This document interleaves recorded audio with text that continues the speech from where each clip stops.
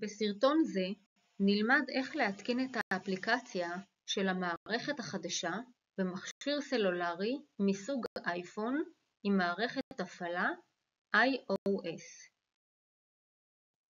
התקבלה הודעת וואטסאפ עם קישור.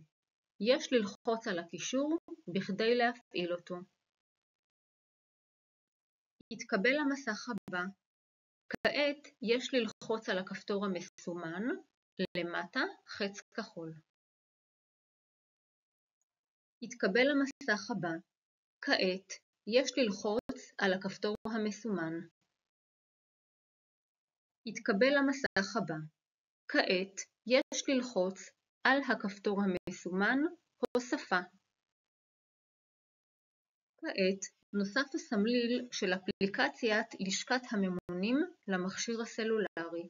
כל שנדרש כעת לחיצה ארוכה על הסמליל וגרירתו למסך הרצוי.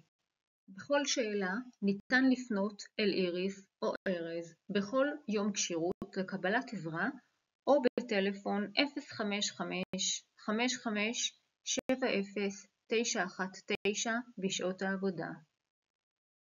הצטרפו אלינו ללשכת ממוני הבטיחות בישראל. מקצוענים זה אנחנו, עמותה רשומה והארגון הגדול המייצג לממוני הבטיחות בישראל.